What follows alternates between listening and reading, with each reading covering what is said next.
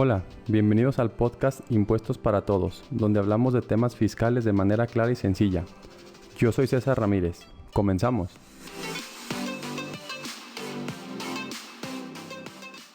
Muy buenas tardes a todos, sean todos bienvenidos a un nuevo capítulo del podcast Impuestos para Todos. El día de hoy estamos de manteles largos, que tenemos un gran invitado. Está con nosotros el licenciado Sergio Ezquerra, abogado postulante, y al cual le agradezco muchísimo su tiempo que nos ha dedicado para estar en este capítulo. Muy buenas tardes, César. En principio, agradecerte muchísimo la invitación, enviar un saludo a todos tus seguidores en tus redes sociales, que bueno, he constatado que son muchísimos ya, y con todo el gusto de participar, sobre todo en esta nueva forma, esta dinámica que se tiene en todos los ámbitos y en todas las áreas del desarrollo del ser humano, que es ahora a través del contacto virtual, ¿no? La participación, la exploración, la comunicación a través de estas importantes vías de comunicación como son las redes sociales, que también las estás manejando tú.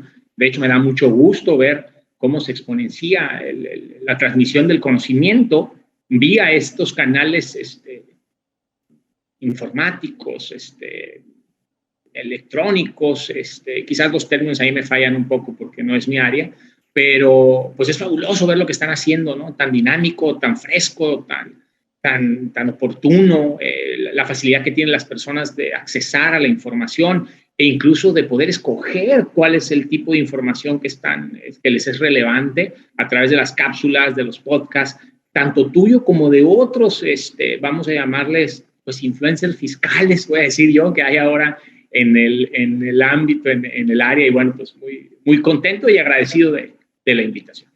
Muchísimas gracias, Sergio. Sergio, algunos de nuestros seguidores muy seguramente te conocerán. Tu red social o donde has estado o donde siempre has estado más activo es el tema de Twitter, y muchos de los que nos siguen, pues obviamente también cuando estamos en el ámbito fiscal vamos mucho a Twitter. Para quienes no te conozcan, si nos pudieras dar una pequeña semblanza a qué se dedica Sergio Ezquerra, dónde está, cuáles son sus principales áreas de trabajo. Claro que sí, con mucho gusto. Bueno, el de la voz, abogado postulante. No me dedico a la planeación, no me dedico a llevar contabilidades. Mi ejercicio profesional se desarrolla a lo largo y a lo ancho de los tribunales y juzgados federales en este país, por ya 25 años postulando la materia, defendiendo a los pagadores de contribuciones, a los pagadores de impuestos en México. A su vez, bueno, pues soy autor de algunos libros de la materia especializados, articulista, ensayista y conferencista, ¿no? También en el área estrictamente de la defensa fiscal. Entonces, pues generalmente lo que platico yo en los cursos, en los artículos, en los ensayos, en mis libros, pues orbita todo en este ámbito, ¿no? De la defensa fiscal. Lo que estoy prácticamente trabajando en el escritorio. Siempre he dicho que el día que termine yo o deje de postular, que me retire de la defensa del contribuyente mexicano, entonces pues ya no tendré mucho que decir porque pues como tú lo sabes, mi trabajo, mis materiales siempre orbitan en aspectos 100% prácticos, ¿no? Lo que está sucediendo actualmente en los tribunales y cuáles son las arbitrariedades que la autoridad comete en perjuicio de los derechos de los contribuyentes y, por supuesto, obviamente, cómo defenderlos. Entonces, en resumidas cuentas, pues en lo esencial, soy un defensor del contribuyente, así vamos a decirlo, estimado César. Perfecto. Muy bien, Sergio. Y como bien comentas, pues ya tienes muchos años en el ámbito práctico, que realmente lo importante, ver exactamente lo que está sucediendo en los tribunales. Entonces, me gustaría pedir tu opinión en relación a tú cómo has visto el desempeño de las autoridades en las áreas, obviamente, de fiscalización, que es cuando ya van a molestar a un contribuyente. A los últimos, no sé, 2, 3 años, ¿has visto que hay un incremento en actos de fiscalización? ¿Has visto un poco más proactiva la autoridad en esa parte? ¿O cómo la has visto tú, ya que tienes tantos años en este ámbito? Pues mira, César, en estos 25 años que tengo postulando la materia, la constante de la autoridad fiscal siempre ha sido la misma, ¿no? Tenemos un gobierno cuya estrategia, desde que yo estoy en el ejercicio de la profesión, siempre ha sido una fiscalización coercitiva, ¿no? En lugar de persuasiva. Pero, ahora que lo destacas, en los últimos años, y vamos a hacerlo muy claro, ¿no? En el último gobierno, sí ha habido una actividad mucho más agresiva de la autoridad fiscal hacia el contribuyente mexicano. Y esto lo vemos no solamente en los procedimientos de fiscalización, sino incluso en la publicidad que manejan las autoridades que están relacionadas con esta actividad en todos los niveles de gobierno, porque lo podemos ver desde campañas orquestadas desde la más alta tribuna de este país, o una de las más altas, que es Presidencia de la República, cuando evidencia a grandes contribuyentes del presidente de la República que tienen adeudos con el fisco federal o supuestos adeudos. Lo vemos también en campañas o en publicaciones o entrevistas que han dado en su momento los titulares del Servicio de Administración Tributaria, siempre con una espada muy desenvainada y llevando al contribuyente a las cuerdas, ¿no? Por decirlo así de forma coloquial. Y así lo podemos ver en publicidad, lo podemos ver en redes sociales. La realidad de las cosas es que en este último periodo de gobierno sí hemos visto una actividad mucho más fuerte de las autoridades fiscales. Lo podemos evidenciar también sencillamente, y estoy seguro que tú lo sabes perfectamente, pues con esas campañas que tienen de emisión de sanciones a requerimientos de forma general, sin siquiera estar debidamente fundados ni motivados, y en muchas ocasiones ni justificada siquiera la emisión del requerimiento, porque pues podemos apreciar que lo que está haciendo la autoridad fiscal pues es pescando, ¿no? A ver quién cae y quién paga la multa, ¿no? Quién no ejerce su legítimo derecho de defensa y al final de cuentas entera las sanciones que le envían de forma genérica, ¿no? Como si fueran tortillas a granel, ¿no? Entonces esto, pues desde mi punto de vista es un abuso del poder fiscal y coercitivo del Estado, y no hablemos ya, no se diga ya cuando está sujeto a un procedimiento de fiscalización directo, ¿no? Entendido como esto, o por lo menos los más agresivos hacia el contribuyente mexicano, que son pues la visita domiciliaria, ¿no? La revisión de gabinete y la revisión electrónica, que son los que podemos nosotros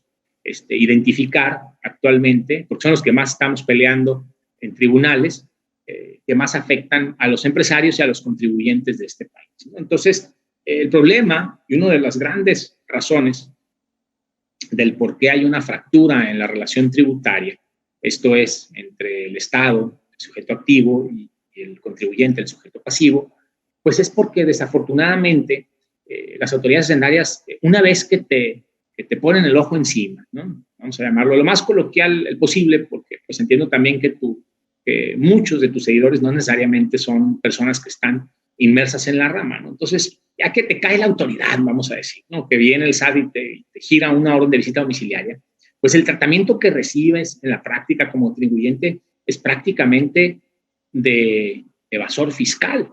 Entonces, pues te ponen bajo la lupa y viene una fiscalización muy fuerte, una amenaza real sobre el contribuyente, que puede llegar a acabar con esa fuente de ingresos, que puede llegar a terminar con esas fuentes de trabajo, porque los créditos fiscales que están fincando en los últimos años pues son absurdos, son millonarios, son sanciones económicas demasiado elevadas, y en una economía como la que nos encontramos ahorita, que un empresario, un entrepreneur, como dicen, un pequeño, mediano empresario, que le cae una sanción de 100,000 pesos, por así decir un número, pues es un golpe fuertísimo, ¿no? Y la realidad de las cosas es que, pues en muchas de las ocasiones, no están justificadas. Perfecto, Sergio. Sí, digo, nosotros también nos toca verlo muy seguido, el tema de que pues están constantemente estas cartas de invitación, estos requerimientos, entonces sí hemos visto esa parte. Ahora, ya que, como dices tú, ya que te echaron el ojo y ahora sí que ya están sobre ti, cuando tenemos un acto de fiscalización encima, que si somos contribuyentes, ¿qué derechos tenemos nosotros como contribuyentes, que tú eres el encargado de defender esos derechos? ¿Qué derechos como contribuyentes podemos ejercer para efecto de pues, hacer valer nuestra legítima defensa, como bien lo comentabas? Claro. Bueno, en principio hay que ubicarnos en que este tipo de procedimientos de fiscalización, César, son procedimientos que se siguen en forma de juicio. Puede ser hasta sonar peliculesco para aquellas personas que no están inmersas en la rama, ¿no? Pero hay un principio general de derecho que norma que pues no puede ser tú privado de tus bienes, libertades, posesiones, sino mediante un juicio seguido mediante las formalidades esenciales del procedimiento, ¿no? Lo dicen el due process of law, dicen los norteamericanos, ¿no? En las películas hollywoodescas. Bueno, esto traducido a la praxis ya, a la práctica del procedimiento de fiscalización, implica que estos procedimientos a los que te sujeta la autoridad o lo que puede ser objeto se desahogan por etapas que deben de respetar este debido proceso. Entonces, el primer derecho que tiene el contribuyente dentro de este debido proceso, que se despliega en 3 etapas principales, que sería la etapa de notificación, la etapa probatoria y de alegatos, y posteriormente conclusiva, que es cuando te determina la autoridad y emite su resolución. Entonces, traducido eso, este principio, derecho fundamental de seguridad jurídica del debido proceso, aterrizado en estos procedimientos de fiscalización, pues deben de operar de la misma manera. Y de ahí nacen los derechos que tienen los contribuyentes. En principio, a ser debidamente notificado. Y esto no es algo ligero, porque la notificación de los actos de la autoridad es la forma en que adquieren publicidad, en que el contribuyente tiene conocimiento de que va a ser afectado por un procedimiento de esta naturaleza. Entonces, ante una notificación irregular, pues quedas prácticamente indefenso porque quedas en desconocimiento del procedimiento que se te está ordenando. Ya dentro del procedimiento, bien notificado, la Ley Federal de Derechos del Contribuyente, que está un poquito olvidada por las autoridades fiscales de este país y que vamos a decirlo, se limitan únicamente a entregarte la carta de donde se contienen estos derechos de los contribuyentes. Exigen a la autoridad, en principio, un trato respetuoso como parte de estos derechos que tiene el contribuyente. Exige que la autoridad siempre esté dispuesta a informar al contribuyente del estado de su procedimiento y de las obligaciones fiscales que se le imputan como incumplidas. Raíz de esto, nace el derecho del contribuyente a probar a su favor, a presentar pruebas dentro del procedimiento para acreditar que él sí ha cumplido con sus obligaciones fiscales formales y sustanciales. Dentro de este derecho a probar, ¿no? En esta etapa que podemos llamar preconclusiva de los procedimientos de fiscalización, o sea, antes de que terminen, el contribuyente tiene derecho incluso a someter su asunto a lo que se le llama la sujeción de un acuerdo conclusivo, que ahorita, con base en la reforma al Código Fiscal de la Federación del 2022, tiene un beneficio importantísimo, como es la reducción de las multas al 100% que se determinen al contribuyente dentro de un procedimiento de fiscalización. Es un derecho importantísimo, el derecho a ser informado, ¿no? A que tienes esta oportunidad de acogerte a un acuerdo conclusivo y con eso lograr, al ser tu primer acuerdo conclusivo, lograr la reducción de las multas al 100%. Entonces, si ahorita alguno de tus seguidores tiene un procedimiento de fiscalización encima y se está enterando de esto, pues es una buena oportunidad de decir, oye, pues voy a acogerme a un acuerdo conclusivo, pago la suerte principal, pero todas las multas y naturalmente las actualizaciones y recargos que corresponden a esas sanciones, pues serían condonadas a un 100% si se llega a un acuerdo conclusivo. Posterior a esto, de estas etapas de información y probatorias del derecho que tenemos nosotros a probar que cumplimos con nuestras obligaciones fiscales, formales y sustanciales, viene el derecho de defensa. Pero esto es ya que tienes una determinación de crédito fiscal en tu contra. Tratándose de la materia tributaria, el derecho de audiencia, ese que han escuchado por ahí, que señala que todos tenemos derecho a ser oídos y vencidos en juicio. En materia tributaria opera de forma excepcional y ese derecho que tenemos para defendernos siempre va a ser ya con posterioridad a que la autoridad generó su acto de afectación, de privación, porque para efectos de yo poder embargarte a ti, César, ¿no? O sea, por digamos, el incumplimiento de un contrato, el incumplimiento de pago de pesos, pues yo primero te tengo que llevar ante un tribunal y tú tendrás derecho a defenderte ahí para que te puedas ser afectado, ¿no?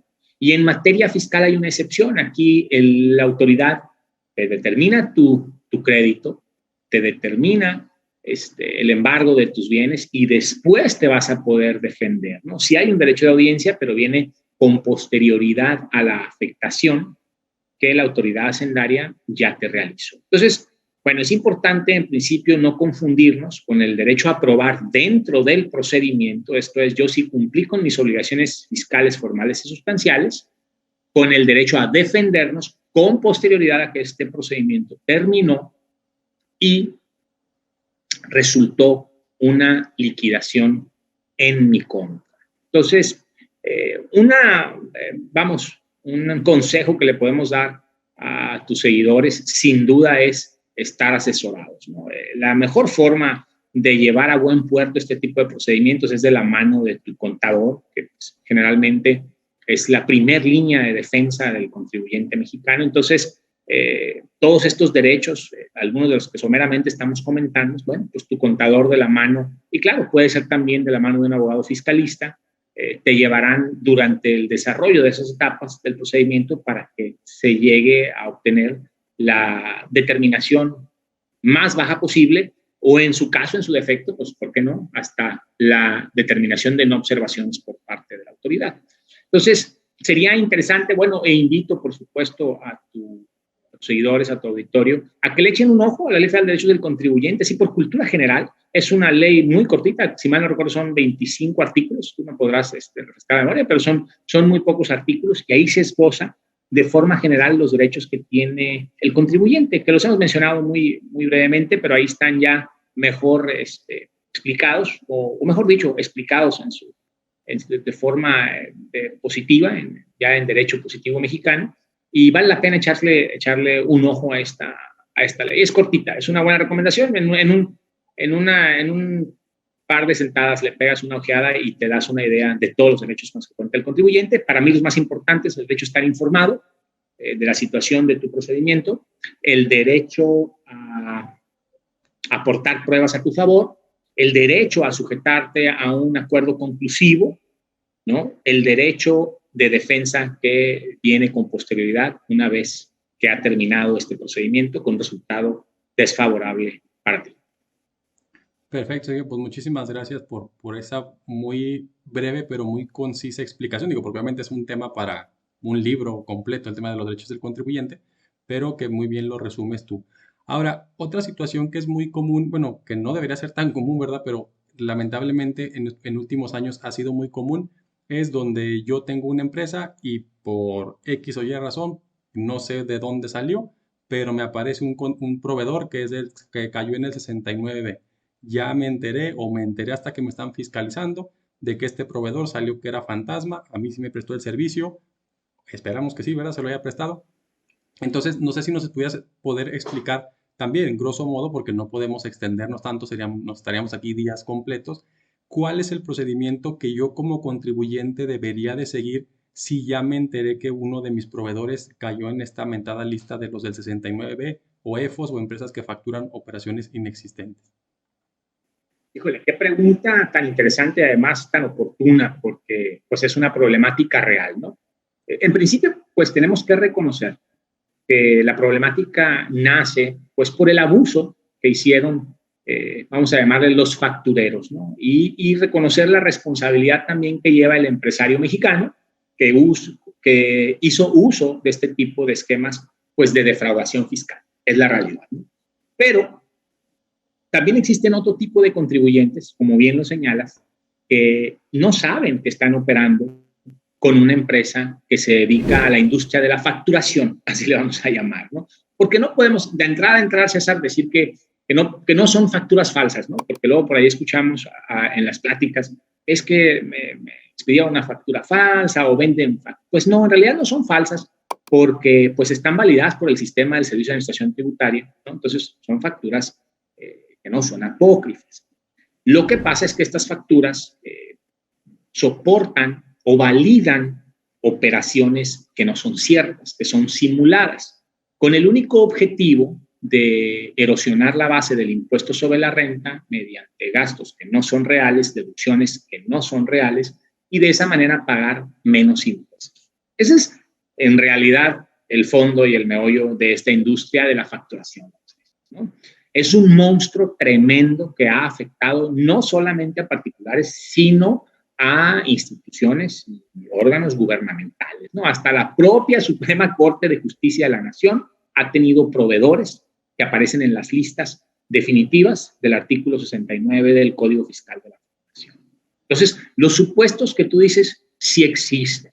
Existen porque habemos muchos empresarios, muchos contribuyentes, los hay, que contratan un servicio, pero no saben, desconocen que la persona que les presta el servicio o que les enajena el bien utiliza este tipo de esquemas para que el dinero no lo afecte a él en el ingreso. Y esto empieza a tener un poco más en boga y lo vas a empezar a ver más, César, porque actualmente las estrategias de los defraudadores fiscales o de los asesores o fiscalistas que se dedican a este tipo de esquemas, lo que están haciendo ahora mucho es ya meterse, no tanto, como el Servicio de Administración Tributaria está muy metido en el tema de las deducciones de los gastos, lo que están haciendo ahora es meterse en medio del cliente y el proveedor. Por eso vas a empezar a ver más asuntos relacionados con esto. ¿Qué es lo que hacen ahora? En lugar de venderte un esquema donde te presentan facturas falsas para que tú las deduzcas, lo que hacen es que se meten ellos antes del cliente y el proveedor. Y ellos son los que te facturan. Entonces, recientemente acabo de tener un caso aquí en Culiacán, porque yo radico en la ciudad de Culiacán, Sinaloa. Tenemos actividad como abogados postulantes en todo el territorio nacional, pero pues mi sede está aquí en Culiacán, Sinaloa.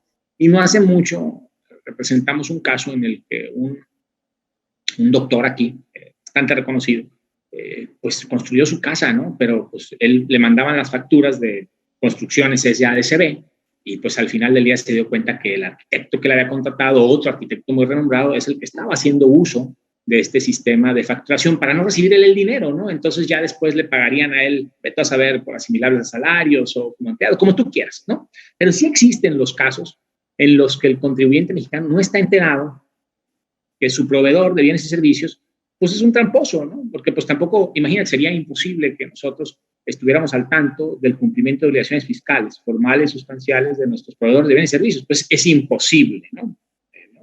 Entonces, ¿qué sucede? Bueno, pues ya te enteraste. Para tu mala fortuna, tu proveedor de bienes y servicios aparece en las listas definitivas del artículo 69B.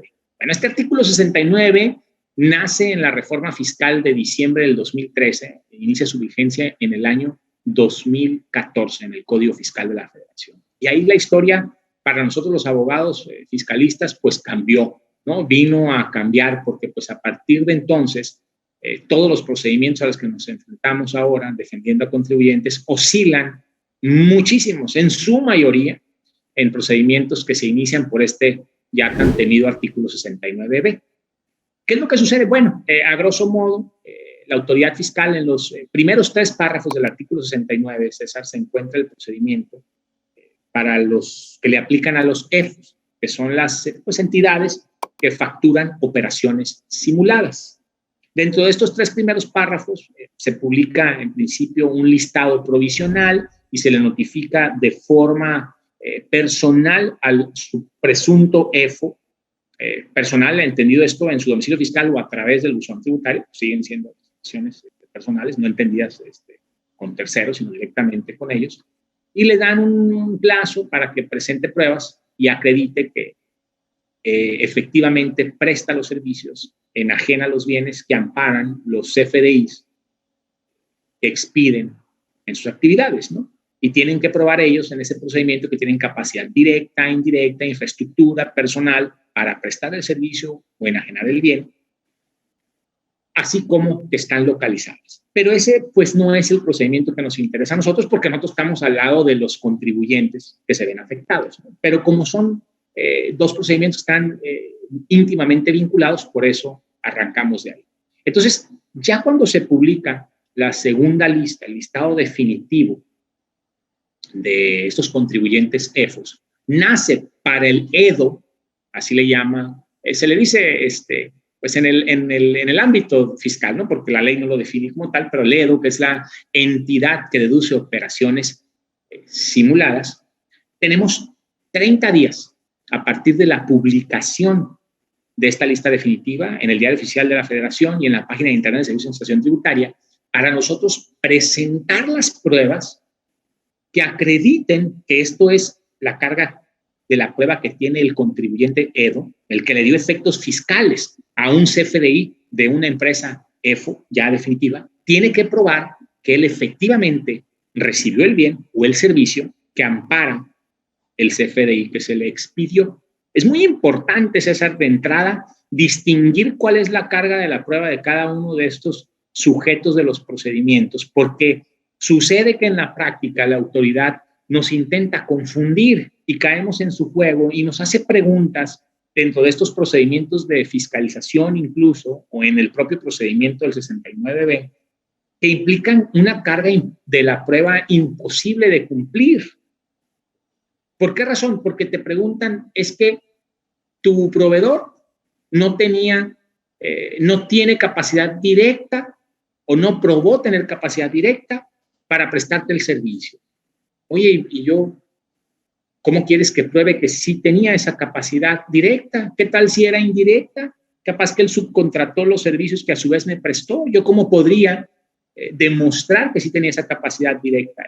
Oye, es que no lo encuentro, te dice el SAT en sus procedimientos. Entonces, si no lo encuentro, pues ya se presume EFO y tú, oye, pues no lo encuentras tú, SAT, con toda tu capacidad tecnológica, humana y alcances a nivel nacional, pues ¿cómo lo voy a encontrar yo, que soy un contribuyente, ¿no? O sea, que mi campo de acción y capacidades son limitadas, no soy un organismo fiscal, federal, con toda esta tecnología y fuerza humana a su favor, y no lo encontraste tú, pues ¿dónde lo voy a encontrar yo? Pero entonces, dentro de los procedimientos a los que nos vemos sujetos, en muchas ocasiones hemos visto que los contadores, sobre todo los inexpertos, ¿no? Se quieren empezar a refutarle a la autoridad esos puntos que no le corresponden.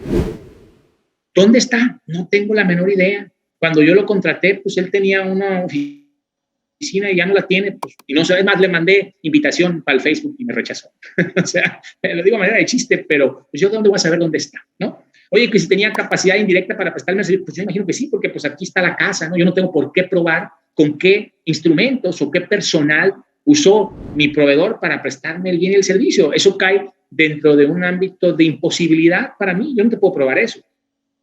Esa es la razón por la que el 69 divide estas cargas y en el penúltimo y antepenúltimo párrafo del 69 establece la carga de la prueba de los EDOs. Somos nosotros los contribuyentes que recibimos este comprobante de una empresa que factura operaciones simuladas. Yo lo que tengo que probar es que recibí el bien y el servicio. Y el bien, pues aquí está la casa construida, aquí está el contrato, aquí está la casa, ¿no? Ni modo que haya sido por espontáneo, ¿no? La construcción de la casa. Entonces, siempre ubicarnos en principio, se hace que lleguemos a tiempo a un procedimiento del 69, esto es que nos enteremos de los listados, cosa que ya es sumamente compleja. Entonces, porque entonces uno como contribuyente, alguno de tus seguidores o de tus clientes que asesoras, un dentista, un arquitecto, un médico, etcétera, pues difícilmente los que están alejados del ámbito de nuestra profesión van a estar checando las listas del 69B. Entonces, generalmente nos enteramos ya que tenemos un procedimiento de fiscalización encima, ya que nos llegó el chisme por otro lado, pero es complicado que nos enteremos con el listado definitivo que se tiene.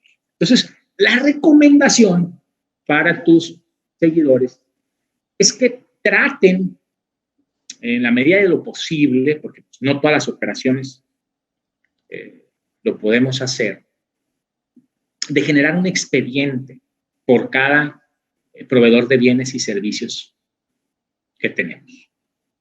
¿Qué vamos a integrar a este expediente? Por si mañana viene la autoridad a preguntarme y a decirme que estuve dándole efectos fiscales yo a un comprobante emitido por un EFO, por una empresa, por una entidad que operaciones simuladas. Entonces yo le voy a decir, aquí tengo mi expediente, ¿no? Y mi expediente se integra, pues, de todos los elementos que genere esta relación de prestación de servicios, por decir así, con nuestro proveedor. Desde el contrato, la comunicación que sostuvimos con él durante la prestación de los servicios, pueden ser, pues, los correos electrónicos, simplemente archivarlos, ¿no? No estar limpiando tanto nuestros nube, ¿no? Sino dejar ahí, abrir el archivo del proveedor fulanito, aquí está su archivo, todos los correos electrónicos que sostuvimos con él, tenerlos a la mano para que podamos demostrar que hubo una comunicación, ¿no?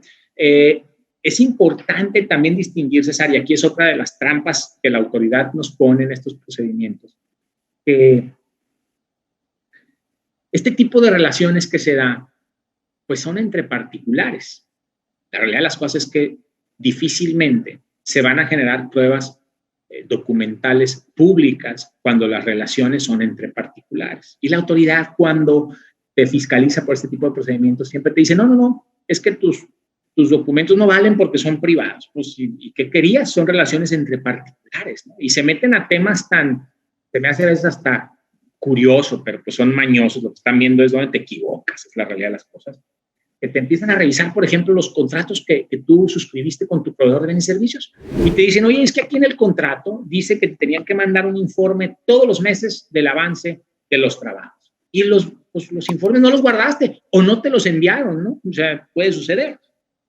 Y por esa razón te dicen, oye, tu contrato no vale y no acredita la prestación de los bienes y servicios porque no hay constancia de los derechos y obligaciones, del cumplimiento de los derechos y obligaciones de las partes, y pues como no están los informes mensuales, pues ya no vale. Oye, espérate, o sea, eso en todo caso es una obligación y un derecho que nace de una relación contractual entre particulares. Ya sabré yo si demando a mi proveedor de servicios por no haberme enviado los informes en los que quedó o por haber entregado tal su trabajo, pero es algo en lo que no te puedes meter tú, ¿sabes? Entonces, es medular que cuando estemos en este tipo de situación, no nos dejemos influenciar por lo que la autoridad nos requiere y siempre tener una claridad respecto a lo que nos corresponde o no probar y respecto a lo que la autoridad puede cuestionar. Porque una autoridad no puede cuestionarnos, César, los derechos y obligaciones que se pactaron en nuestro contrato, que es un convenio y un acuerdo de voluntades entre particulares. Entonces, ya si tú no me cumpliste el contrato, César, pues ya será muy tema de nosotros si te demando o no,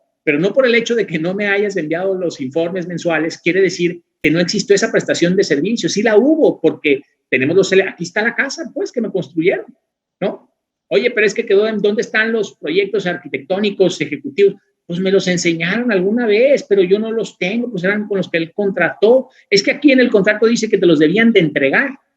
Pues sí, fíjate que sí me los entregó y no me acuerdo dónde los dejé. O sea, pero eso no modifica la relación contractual que se llevó y finalmente la ejecución de la obra que se ejecutó, que se llevó a cabo. Entonces, pues primera recomendación, ¿no?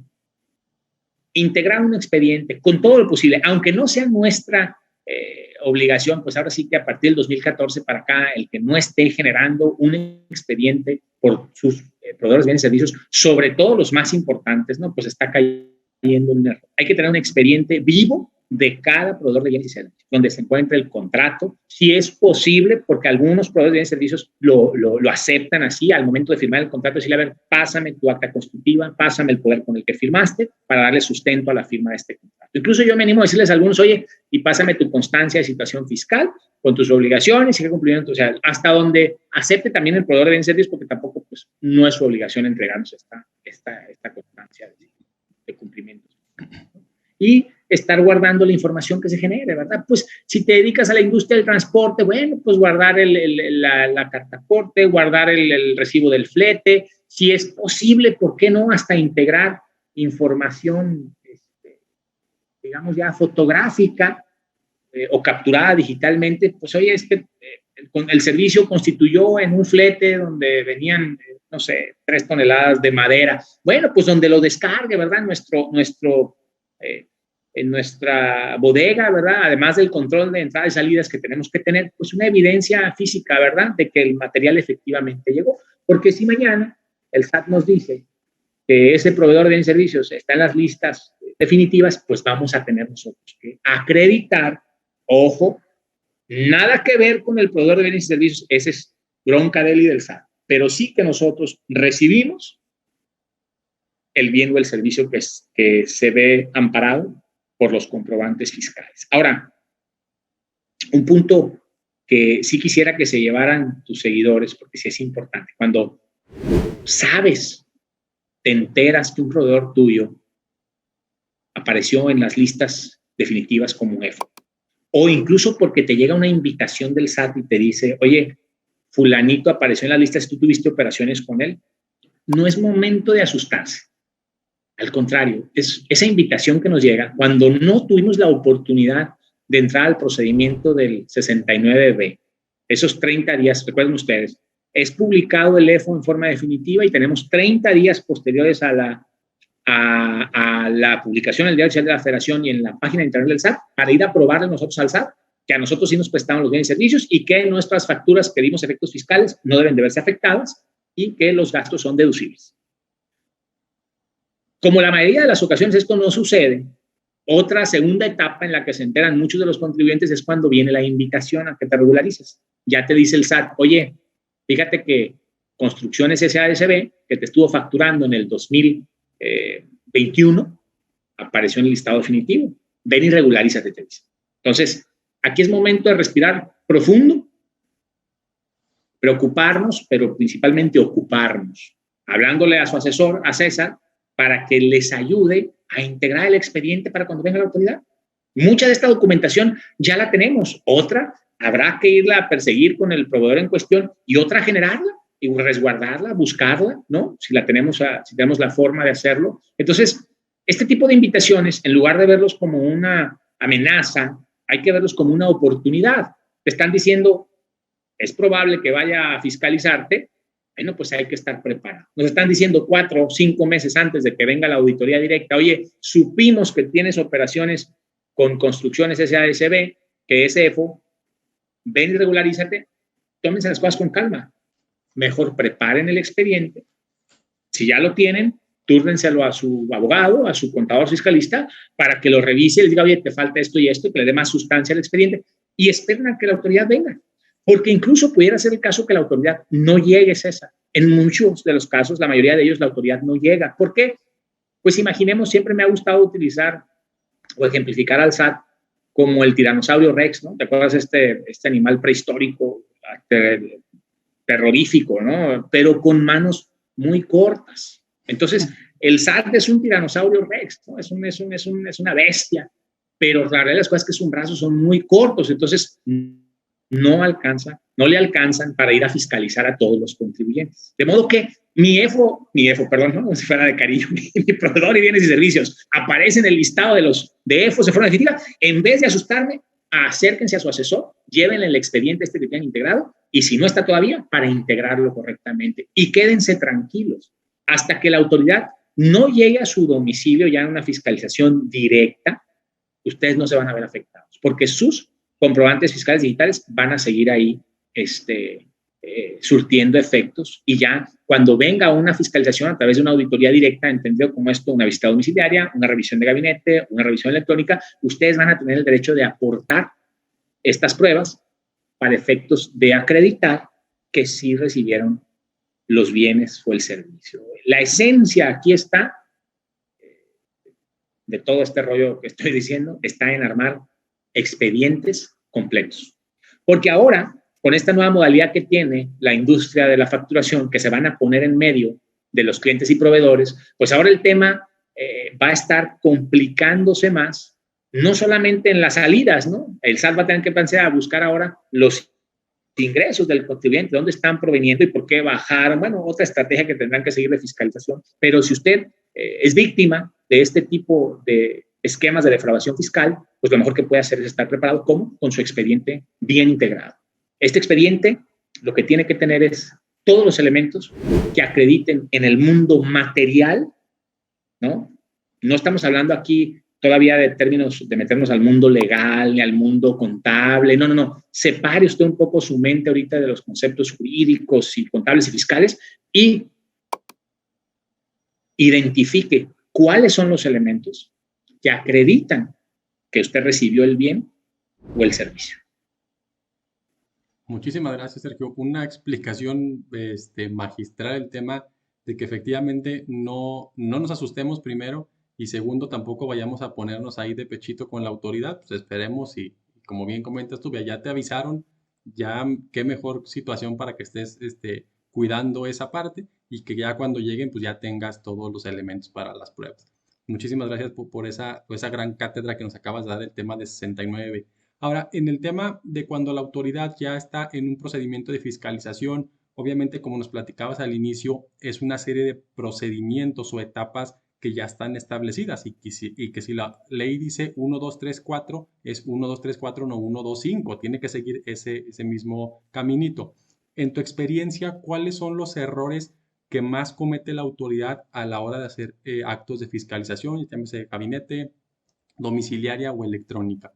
Pues mira, la realidad de las cosas es que en la actualidad la autoridad fiscal ya tiene prácticamente manuales de desahogo de estos procedimientos.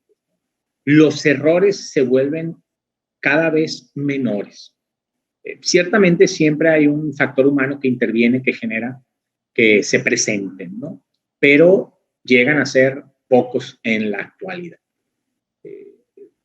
Creo yo que lo principal que tenemos que hacer es tener el fondo bien, ¿no? O sea, estar bien nosotros con nuestras obligaciones de cumplimientos de obligaciones fiscales, formales, sustanciales, y eso nos dará la tranquilidad de que cuando la autoridad nos visite vamos a tener un buen resultado.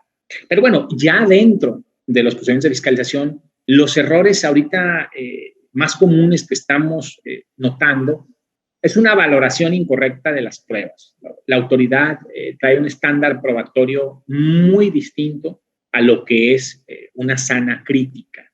Y lo que hace la autoridad, César, es que cuando te está fiscalizando es que todos los elementos de prueba que tú le presentas los estudia o los desestima de forma individualizada, cuando que deben de apreciarse, valorarse de forma concatenada. O sea, el resultado de todo, la sumatoria de todos los medios probatorios que se le presentan y que prueban, que acreditan la prestación del servicio o la enajenación del bien.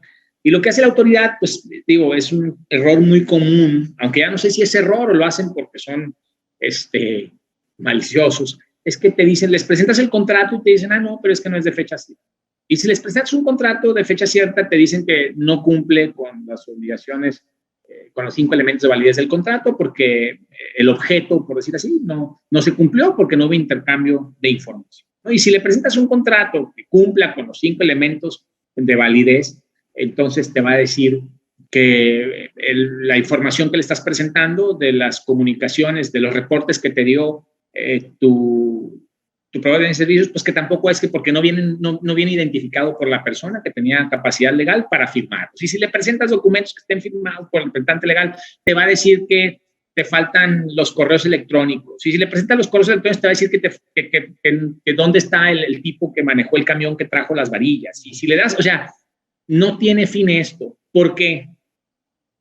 Pero bueno, en el pecado llevan la penitencia, porque con toda esa cantidad de medios probatorios que le presentas generados entre particulares, pues, evidentemente las pruebas que van a nacer de esta relación entre particulares son particulares. Digo, si estamos en el caso, César, del pago de una licencia para el funcionamiento del negocio, pues es claro que las pruebas van a ser públicas, ¿no? ¿Por qué? Pues porque mis pruebas son el pago del recibo de pago de los derechos por la licencia y la licencia en sí misma. Son 2 documentos públicos, evidentemente que voy a presentar pruebas públicas de carácter público.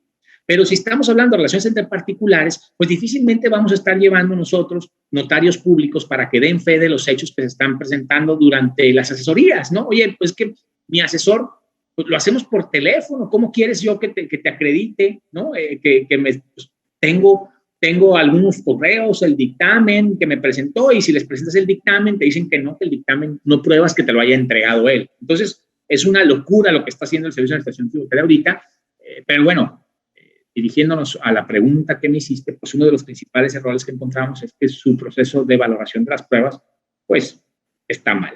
¿Por qué? Porque no están sujetos a estándares de sana crítica, de una administración correcta el continente y contenido de las pruebas, y el resultado finalmente en un tribunal, desafortunadamente tendrá que ser un tribunal, será contra los intereses del Servicio de Administración Tributaria, de la autoridad hacendaria en general, porque la valoración de las pruebas que hace no es correcta, ¿no? Las separa, las estudia una por una y te rechaza. Por una que no le guste, te rechaza el resto. Cuando que, aún admitiendo sin conceder que, por ejemplo, tu contrato no tuviera fecha cierta, porque no haya sido pasado ante el notario público, de todas maneras es una prueba indiciaria que, sumada a todas las demás, como son los propios FDIs que te expidieron, como son los correos electrónicos que conservaste, como son los reportes, 2 o 3 que hayas conservado de la ejecución de la obra, como son las estimaciones, como son la propia casa en cuestión que te construyeron, bueno, todo eso suma y acredita que sí hay una materialidad, que tú sí recibiste el bien o el servicio, que mi proveedor haya hecho trampa porque sea EFU o porque utilice a empresas que se dedican a esta industria de la simulación de operaciones para aventarme una factura. Bueno, eso es tema de él y tuyo, SAT, pero no mío. Entonces, uno de los primeros errores que encontramos es eso, una valoración incorrecta de las pruebas que se les presentan. Por supuesto, fíjate que otro de los errores que estamos encontrando ahorita, bastante seguido, es dentro de estos procedimientos de fiscalización, los 3, hay una etapa preconclusiva donde la autoridad te invita a su domicilio a expresarte antes de que termine el procedimiento de fiscalización, antes de que se levante el oficio de observaciones, antes de que se levante la UAP y la última acta parcial y el acta final, te invitan a su domicilio a informarte sobre los hechos o omisiones que posiblemente constituyen omisiones en el pago de contribuciones. Y lo que estamos observando es que en esos procedimientos hay irregularidades en el levantamiento de las actas porque generalmente no le dicen al contribuyente nada. Y esto es un error muy grande porque afecta directamente los derechos de información y de corrección de los contribuyentes. Lo que te quiero decir es que te invitan al domicilio de la autoridad más que a informarte de tus posibles incumplimientos, te invitan a asustarte, ¿no? Y te asustan, y un contribuyente que no está acostumbrado a tratar con las autoridades, pues claro que teme, ¿no? Por las amenazas que sufre dentro de este tipo de reuniones. Te vamos a fincar un crédito fiscal, una multa de tanto monto, y si hay defraudación fiscal, pues hasta la cárcel, bla, bla, ¿no? Entonces, lo que notamos en esos procedimientos, en esta etapa preconclusiva, es que en esas actas finalmente no se informa al contribuyente de los hechos o omisiones, y esto pega directamente en el derecho de información y en el derecho de corrección, porque sucede que si tú en ese momento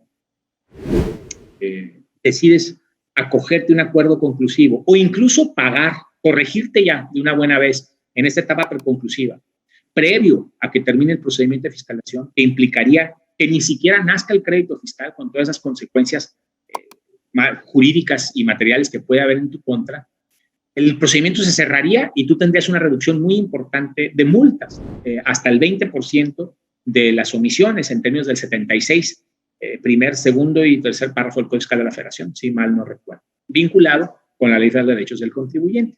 Entonces, como en ese momento no se te informa correctamente qué es lo que se te imputa, pues tú quedas en un estado de inseguridad jurídica, porque ni siquiera eres apto para tomar la decisión de pagar las contribuciones y que ahí termine todo, o seguirle de frente, pero ya una decisión volitiva tuya, que tú así lo decidas, seguirle de frente hasta que termine el procedimiento con las consecuencias que pueda tener. Entonces, otro de los errores muy frecuente que estamos encontrando es que en estos procedimientos, en las etapas preconclusivas, no se les informa a los contribuyentes de forma correcta los hechos u omisiones que se les imputen y que puedan constituir omisión en el pago de contribuciones. Otro de los... lo que pasa es que no sé si podamos meternos a cuestiones tan técnicas como seguidores, pero bueno, pues podríamos entrar al tema de la debida fundamentación y motivación. La autoridad, para efectos de emitir este tipo de resoluciones de carácter de molestia o privativos, debe de justificar todos los artículos legales, reglamentarios y resolución o acuerdos de carácter general, como puede ser un acuerdo de delegación de facultades o incluso una resolución miscelánea fiscal, que la autorizan para desplegar el tipo específico de actuación que se lleva a cabo en contra del contribuyente. Entonces, la sola falta de una norma de ese carácter conlleva la nulidad de los actos que te dirige la autoridad. Ahorita justo estaba en la mañana redactando un concepto, pero bueno, esto va a ser una idea para los que vienen un poquito más avanzados, ¿no, César? Estaba redactando un concepto de impugnación en contra de la resolución de preliquidación. Aquí los que vienen un poquito más atrás, en 2 minutos termino y esto es para los que van un poquito más adelante. En un concepto de impugnación en contra de la resolución de preliquidación que le emitieron a un contribuyente cuando le hicieron una revisión electrónica. En este procedimiento sumarísimo de fiscalización, en el que la autoridad, al momento en que te envía el primer requerimiento de información y documentación, te envía a la par un oficio de preliquidación para que tú decidas si te acoges o no, se lleva a cabo la determinación de un crédito fiscal, propiamente dicho. Y en ese crédito fiscal te determinan actualizaciones de recargos. Bueno, si ustedes se fijan ahorita en los oficios de preliquidación, van a caer en cuenta que no está bien fundada la competencia material de la autoridad para determinar las actualizaciones ni los recargos. Entonces, como no está eso bien debidamente fundado, en términos del reglamento interior del SAT, pues es un acto previo a la determinación del crédito fiscal que es nulo y genera por consecuencia un fruto viciado que anula, por supuesto, agotado los procedimientos legales conducentes, la carga tributaria determinada en el crédito fiscal al contribuyente. Entonces, pues los dichos son muchos. La realidad de las cosas es que tenemos que también a estudiar los casos en concreto, ¿no? Es muy complicado hablar así de forma genérica de los errores que se presentan actualmente en los procedimientos de fiscalización, pero son algunos de ellos, ¿no? Otro que nos encontramos muy seguido también son los requerimientos excesivos que hace la autoridad a manera de pleno interrogatorio, y no es así. Dentro de una revisión de gabinete, la autoridad fiscal no puede hacerte cuestionamientos en forma de interrogatorio, sino que tiene que requerirte tu contabilidad, nada más. Vamos, ni siquiera te puede pedir que la integres de tal o cual forma, porque ya es tarea de la autoridad en función de la contabilidad que tú le presentes, como incluso las normas de información financiera lo señalan. Para cada industria específica hay formas de llevar la contabilidad de manera distinta en función de lo que es más propio para cada actividad. Entonces, como contribuyente, nosotros tenemos la obligación de presentar esta información contable, cómo la manejemos, respetando, por supuesto, los términos del 33 del reglamento, si mal no recuerdo, el Código Fiscal de la Federación, que es el que te dice cómo que sea analítica, bla, bla, bla. Bueno, tú la presentas, la contabilidad, y la autoridad de la revisión que haga podrá determinar, e incluso es su deber, César, determinar en el oficio de observaciones, en la última acta, en la UAP, en el acta final, las hechos u omisiones que hubiesen encontrado. Y ya será en el ejercicio de un derecho del contribuyente, si quiere él desvirtuar, ahora sí presentarle más detalladamente, a manera de integraciones especiales, la contabilidad para desvirtuar lo que le están señalando, pero no en función de un deber porque te requiere la autoridad la contabilidad de tal o cual forma. Llegan al absurdo ahorita, César, las autoridades fiscales de solicitarte información y documentación, incluso en programas informáticos específicos. En Excel los quiero. Ah, caramba, ¿y dónde, en qué parte del Código Fiscal de la Federación o del reglamento del Código Fiscal de la Federación o de la propia resolución miscelánea fiscal señala que yo tengo que llevar mi contabilidad en Excel? Yo entiendo, y ustedes también, los que nos escuchan ahorita, los seguidores, César, que pues es una forma muy cómoda de llevar, ¿verdad? O sea, entiendo, ¿no? Es un programa que está para eso, pero no significa que yo los tenga que tener en Excel.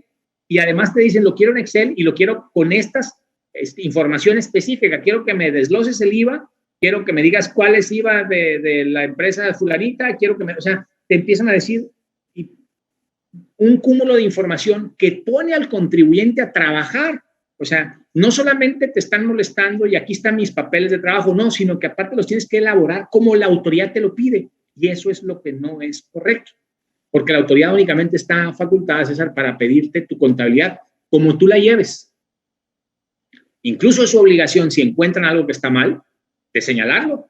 Entonces ya tú, en el ejercicio de un derecho, podrás ahora sí presentar más información para desvirtuar eso que te señalan, pero no porque la autoridad de arranque te diga prácticamente haz mi trabajo. Y eso es ilegal también. Esos son requerimientos que finalmente pegan en la determinación del crédito, porque con independencia de que tú hayas entregado o no la información, lo que está mal es el requerimiento inicial. Entonces, aquí si lo llevamos esto al tema del pago bajo protesta, por ejemplo, entregar la información y documentación que te requieren como la autoridad la pide, no significa consentimiento, significa que lo hiciste a requerimiento para evitar multas y posibles consecuencias legales, pero si te fuiste a defender, implica que lo hiciste bajo protesta, porque si la obligación sustancial de las obligaciones fiscales, la obligación sustancial que es el pago, se puede hacer bajo protesta, pues con mayor razón el cumplimiento de una obligación formal como lo que es entregarle documentación e información a una autoridad. Entonces, bueno, en los requerimientos también encontramos errores, en las notificaciones, bueno, ese es otro tema del que pudiéramos abordar, pero en la actualidad las notificaciones electrónicas contienen varios vicios. Aquí lo que es importante es detectar cuál es la que genera mayor afectación dentro de esta integración del acto o del procedimiento para lograr la anulación del crédito fiscal, porque no es lo mismo tumbar la notificación del crédito en sí mismo que la notificación de la orden de visita domiciliaria, ¿no? Entonces, pues habría que medir dónde es estratégicamente, hablando en términos de defensa, donde más nos conviene evidenciar las ilegalidades. Y bueno, a grosso modo, pues más o menos esas son, ¿no? Porque si no nos tendríamos que poner muy técnicos y yo no sé realmente tus seguidores si se integran tanto de abogado fiscalista o si esto lo tenemos que mantener un poquito más, pues como informativo, ¿no? Sí, digo, ahora sí que aquí en la comunidad hay de todo, hay abogados, hay contadores, hay empresarios, pero yo creo que te has mantenido durante un lenguaje muy entendible para todos, que obviamente hasta cuestiones técnicas, pues algunos entenderán y otros no, pero pues, está perfecto, Sergio. Sergio, por último, nos gustaría que nos platicaras, porque esta es una preocupación de todos los empresarios, yo creo, que pues yo digo, yo abro mi empresa, la idea no es tener problemas fiscales ni de ningún tipo, pero pues por X o Y razón ya traigo un problema y ya me determinó la autoridad que le debo 1,000,000 de pesos.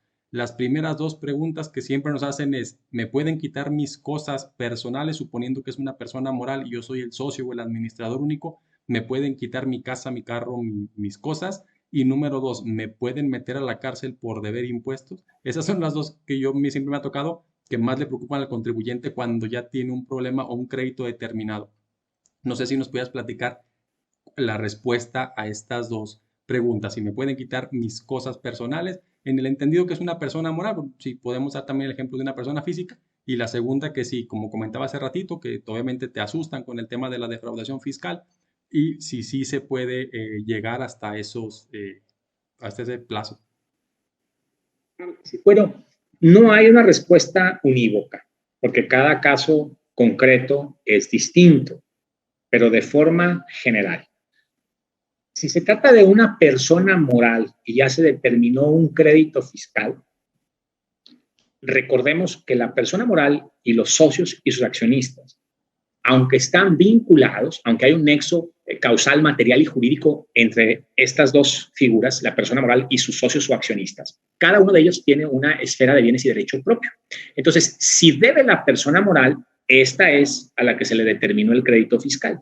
Y para poder afectar a socios accionistas, primero tendría que llevarse a cabo un procedimiento de responsabilidad solidaria, que lo encontramos en el artículo 26 del Código Fiscal de la Federación. Ahí vienen los supuestos. Uno de ellos puede ser, por ejemplo, porque no localicen a la persona moral. Entonces, si no localizan a la persona moral, ya existe una justificación 26 fracción 10 del Código Fiscal de la Federación, si mal no recuerdo, que le da a la autoridad ahora sí el derecho a fincar un procedimiento de responsabilidad solidaria y determinarle el crédito al socio o al accionista. Pero ojo, el socio y el accionista tienen derecho a defenderse no solamente contra la resolución que les determina la responsabilidad solidaria, o sea, esa resolución que te dice, no la encontré en la empresa, vengo sobre ti porque eres responsable solidario.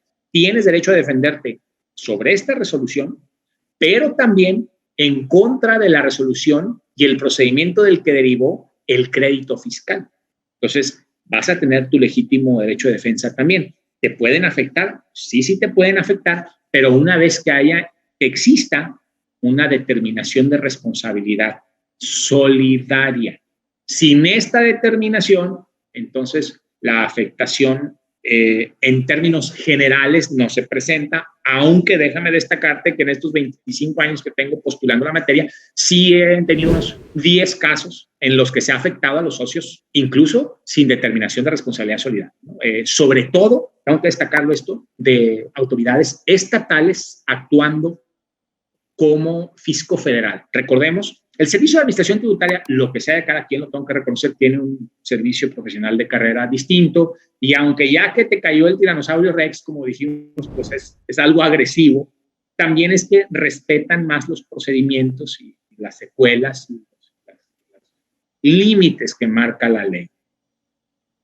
Estos casos que yo te comento, donde la autoridad se ha brincado la determinación de responsabilidad solidaria y ha afectado a los contribuyentes, personas físicas, socioaccionistas de forma directa, se han presentado en los 8 o 10 casos que te comento con las autoridades locales, fiscales, actuando como federales con base en un convenio de coordinación fiscal, porque recuerden ustedes que recaudación estatal de la entidad donde te encuentres, del estado que te encuentres, también puede actuar como autoridad fiscal federal con base en el convenio de coordinación fiscal. Entonces, la Secretaría de Recaudación del Estado de Jalisco puede fincarte un crédito fiscal por IVA y a partir de ahí cobrártelo. Y es donde he encontrado yo, en estos 25 años de postular la materia, que es donde se han brincado esta etapa de la responsabilidad solidaria y afectado directamente a un contribuyente, persona física, socio o accionista.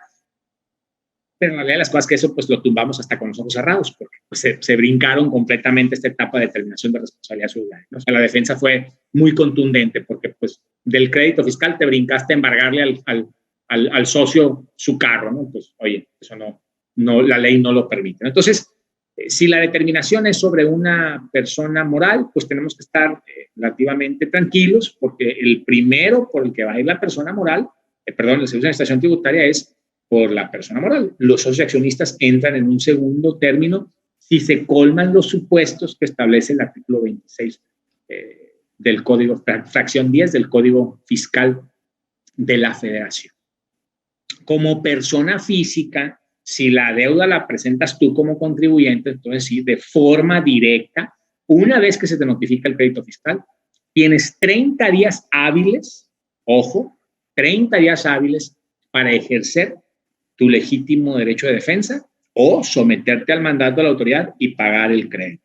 Si superas esos 30 días hábiles que te dan una vez que te notificaron la multa, persona física o moral, y no haces nada, no te defiendes y no pagas, entonces si viene la autoridad, te toca la puerta y te aplica lo que se conoce como el procedimiento administrativo de ejecución. Y si eres persona física y tienes bienes muebles, inmuebles, activos, tangibles, intangibles, derechos, pueden ser sujetos de afectación. Esto, por supuesto, con las limitaciones propias que marca la ley, ¿no? Como pueden ser los bienes del hecho cotidiano, el patrimonio de familia, los instrumentos de trabajo, que son excepciones dentro de otras que establece la normatividad que limitan a la autoridad que no lo pueden afectar. Pero claro, esto también queda sujeto, ojo, al criterio de la autoridad, ¿no? Porque de repente llega el ejecutor y si ya trae consigna de afectarte, no va a haber poder humano que lo detenga, ¿no? Esto lo digo porque tampoco crean que los fiscalistas, como César, como el de La Voz, pues somos superhéroes, ¿no? Ya cuando viene el ejecutor del Seguro Social, César, nos ha tocado con consigna de vaciar una oficina,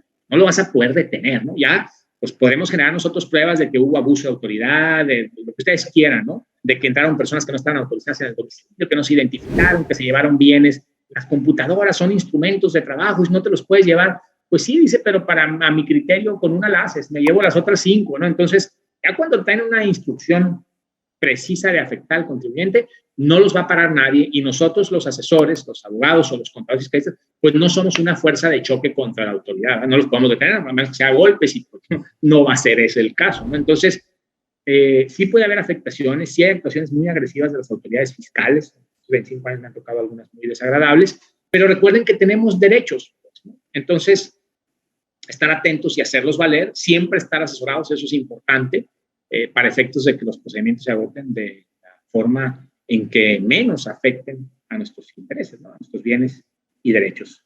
Pero bueno, sí te pueden afectar como persona física, hay excepciones, ¿no? El patrimonio de familia, instrumento de trabajo, que establece la ley, ¿no? Como excepciones para la autoridad. Perfecto. Y el tema del tema penal, que lo quieran mandar al tema penal, ¿te ha tocado? Sí, me ha tocado en estos 25 años, pero también honestamente son pocos los casos. Incluso habría que señalar los temas estos de embargos así súper agresivos. Han sido pocos los casos en 25 años. Yo creo que me ha topado con unos 20 asuntos, ¿no? Así, pero son muchos, porque tengo 25 años en esto. Hemos defendido a más de 1.500 contribuyentes en estos 25 años. Entonces, que 25 asuntos se hayan ido tanto, así, tan agresivos. Pero bueno, es importante saber que sí puede suceder, ¿no? No es la regla general, pero sí puede suceder. En materia penal todavía se vuelve un poquito más complicado porque pues, la autoridad tiene que determinar comisión de infracciones del contribuyente, que generalmente no es tan sencillo. Y además, si lo decimos, bueno, o lo voy a decir como yo lo percibo, ¿no? Porque pues, yo nada más platico sobre mis verdades, ¿no? Lo que yo conozco, o hasta donde mi capacidad y mi aptitud me da. Yo no veo a la autoridad fiscal muy interesada en tener defraudadores fiscales en la cárcel. O sea, no le interesa tener a gente en la cárcel. Ellos lo que quieren es recaudar. Entonces, este derecho punitivo, que ya es de última ratio, como se le decimos así los abogados, ¿no? Que es el derecho penal.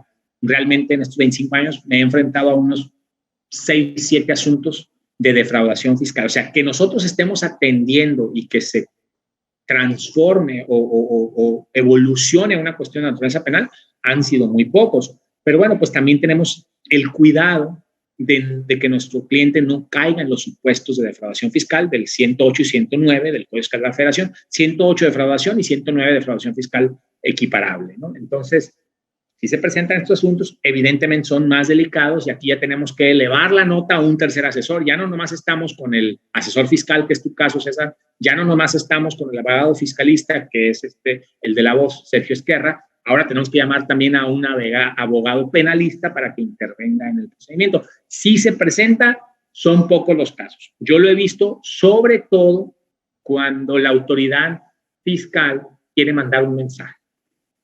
De repente toman a miembros importantes de comunidades, toman a artistas, toman a personas representativas y son a los que les avientan un procedimiento penal e inmediatamente, digo, casi como efecto dominó, sucede que todos los que están en esa comunidad que se dedica a un giro regularizan. ¿Por qué? Pues porque de alguna manera ya vimos que al de arriba lo van a afectar y los que venimos un poquito más atrás, pues inmediatamente nos alineamos y cumplimos con lo que traemos por ahí medio desbalagrado. Entonces, no me ha tocado mucho, mentiría, o sea, en ese aspecto, bueno, tampoco les tiren mucho la liga, ¿no? Tus seguidores, no quiero decirles con esto que, no hay bronca, no, sí puede haber, las responsabilidades están. O sea, el primer mensaje que les estamos mandando, César, con esta tarea tan importante y titánica que ha tomado como suya de informarles a través de redes sobre el tema fiscal es: cumplan con sus obligaciones fiscales, formales, sustanciales. Esa es la primera asesoría